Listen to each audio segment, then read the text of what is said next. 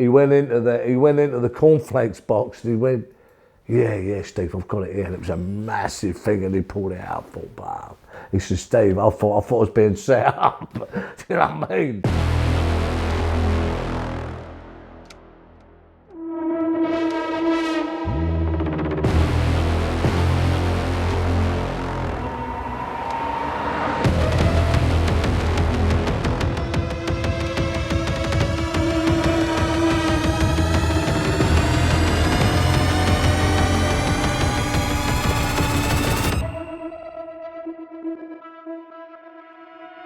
My name's Stephen Gillen, and after many years as a senior criminal, my run of organised crime come to an end with me receiving 17 years as a Category A prisoner. I was picked, and my story was centred by LadBible and Skyatlantic to be the face on the marketing of the new series now released of Gangs of London Season 2. So loyalty, really, when it comes down to it, was tradable and a very fickle thing. I'm now going to react to Gangs of London 1, a fascinating, gripping series. And in this first part, we're going to go in from episodes 1 to 4, look at the characters, the dynamics, what's going on, and see just how authentic they are.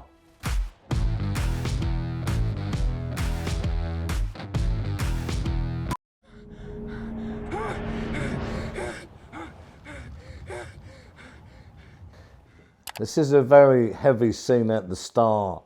The director goes straight in, but he's impressing upon the audience just the impact of living this life right here. And what happens to most people at the end of it? No! Please! Sean Wallace, of course, from the main organised crime family that drives the series here.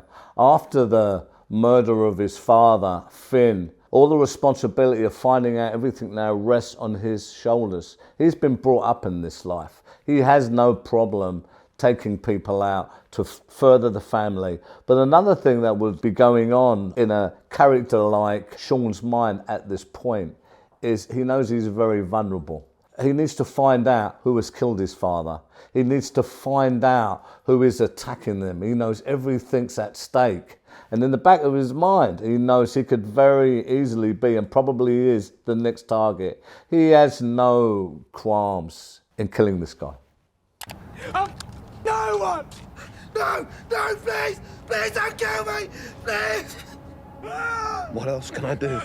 And you see it here when he says, the character is drawn so well, he acts it wonderfully. What else can I do? No emotion. It's just an action then to follow through.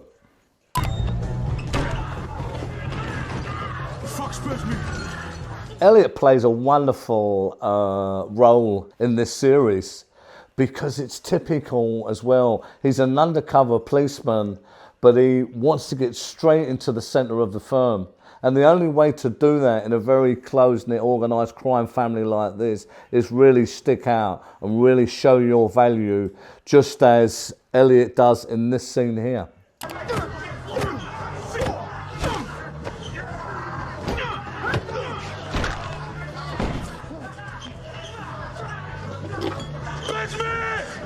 It's kind of a little bit far-fetched, certainly in some ways, because to walk into a room like that, they would be tooled up, many people. But it's not far-fetched in the way someone trained like that and trained to move bodies around in front of other people and use weapons and use energy, like in Aikido and certain things like that, could certainly go through a lot of people. I've known people that can go through 3, 4, 5, 6 people. I've seen them do it in fights.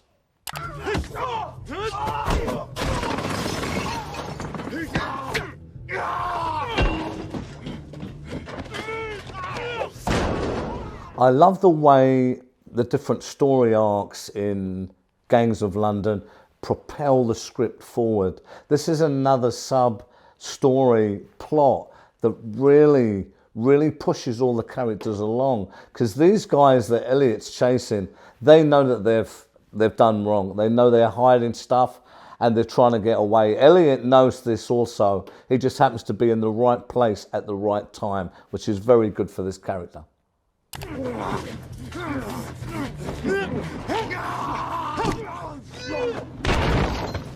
Again, it's very hard, you know, when you're fighting a group like that. You'd have to be very, very trained, and the thing is they would try and overcome you, and there would be weapons.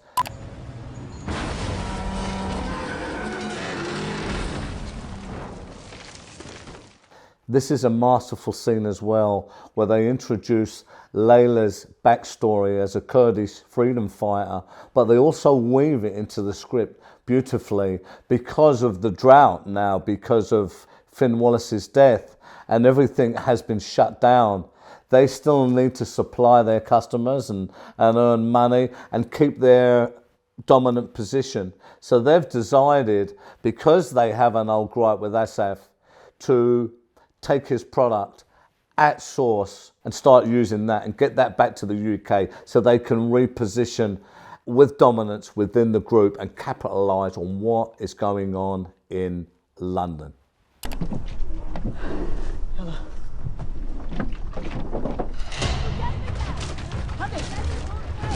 They destroy all the evidence here, of course, but it's a masterful way to transport the product. This has been going on since time immemorial in different really clever ways, and this is a wonderful way.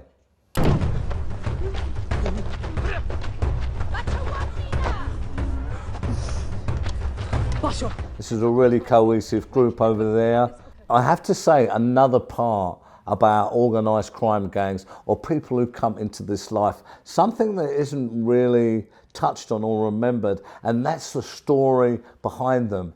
People in this life, especially people in the top tier, they're forged. They just don't arrive. And here is a typical example with Layla, how she was forged by civil war and becomes what she does in London as a leader and a boss in Gangs of London.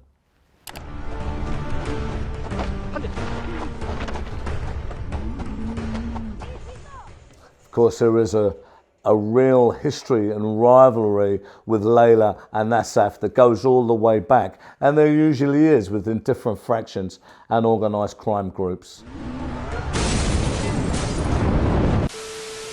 Look, you know, there's one guy in there, when you look at the Demanis, right?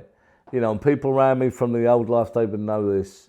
I have someone who I've known for many, many years. I was also in prison with him. We had a bent screw in there. Well, I did, right? I got him his phone in there.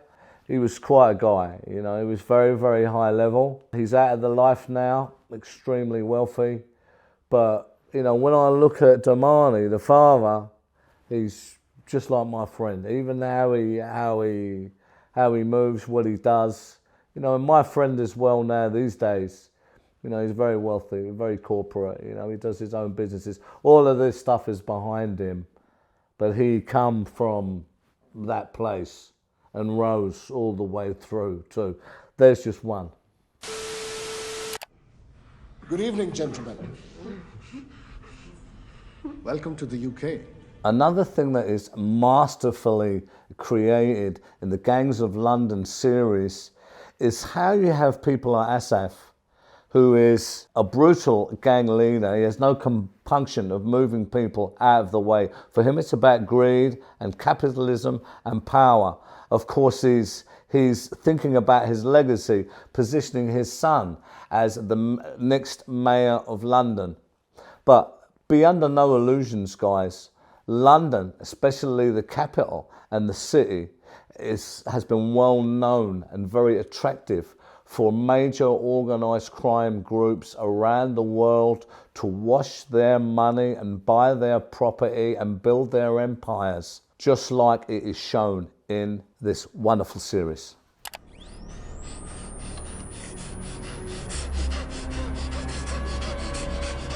And this drives home the brutality. One thing I have to say, Gangs of London, a very violent series, but it portrays and it gets to the essence of what a life money, power, family, and legacy, and how this drives itself in major organised crime groups.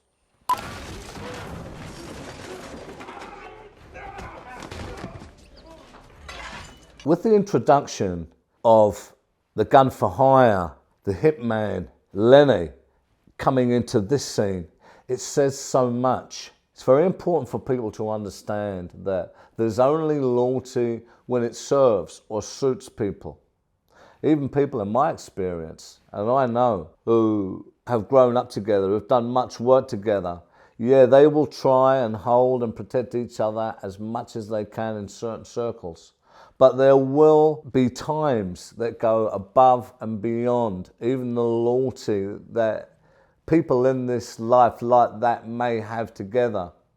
And they will be positioned and called on, if not to set up their friend, but actually to be party to their demise, their murder, or even in some cases their imprisonment. And of course you have Elliot. He's an undercover policeman. He's playing two ends against the middle. But for him, here with Lenny, it's also about survival, right here, right now.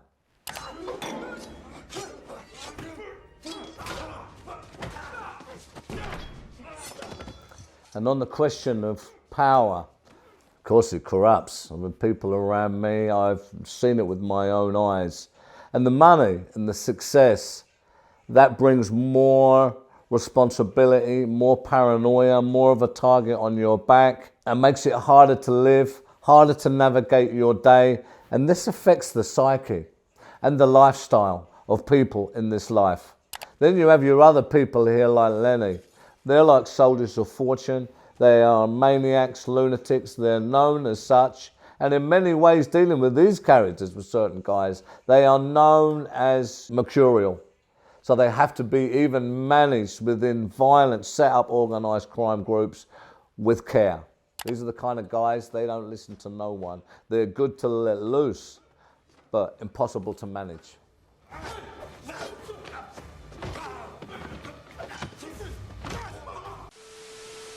I've got a story, right? This was crazy.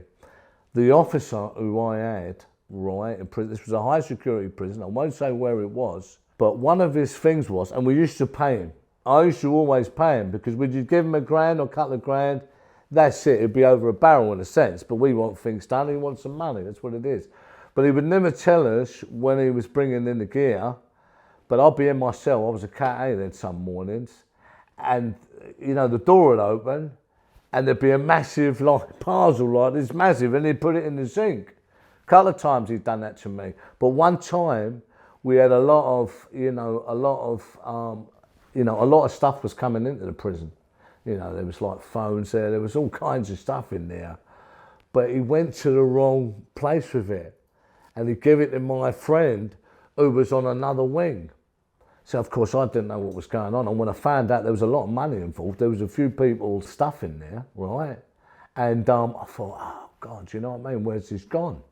But when I went back to my friend, who was on another wing, you know, true to form, he'd looked after it and he'd kept it all, and it was in a cornflakes box. And I said, "Yeah." He went into the cornflakes box and he went, "Yeah, Steve, I've got it here." And it was a massive thing, and he pulled it out. I thought, wow. He said, "Steve, I thought I was being set up." You know what I mean? But I got it back.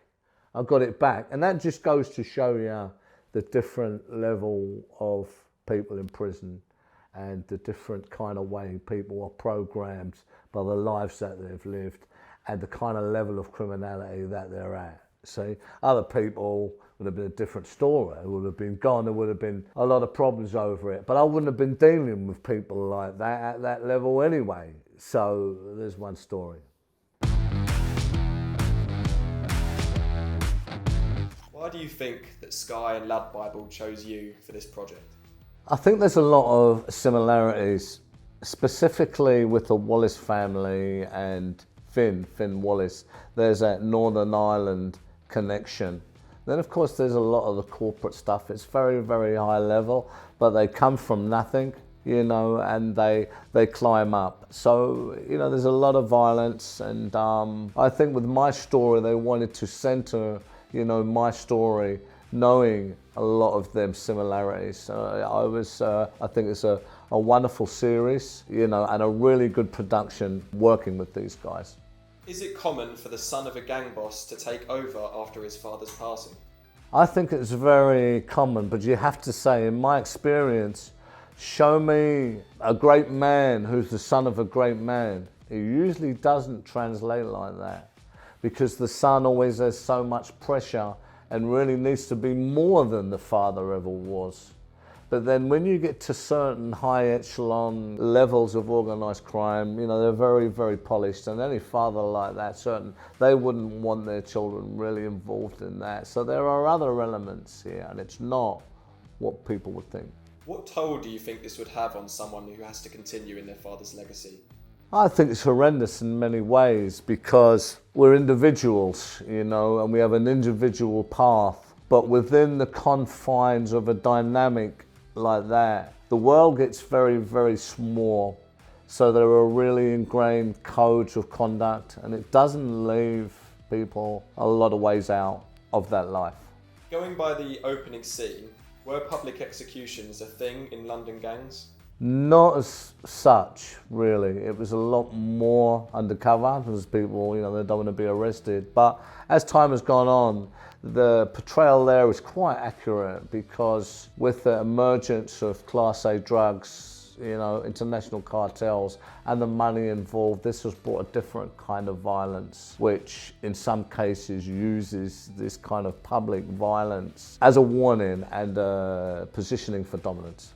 The creator of this show, who also directed these 4 episodes, got his start in Indonesian martial arts movies such as The Raid. Do you believe the martial arts works in a show with a realistic tone like this? I think he made a good job of it. It's kind of a protagonist-antagonist Elliot. You know, by the nature of his role within the script, he's always up against it. So if anyone was going to be the one to do them fight scenes, it should definitely have been Elliot. Were shipments from overseas ever disrupted by other gangs, as is shown in the show?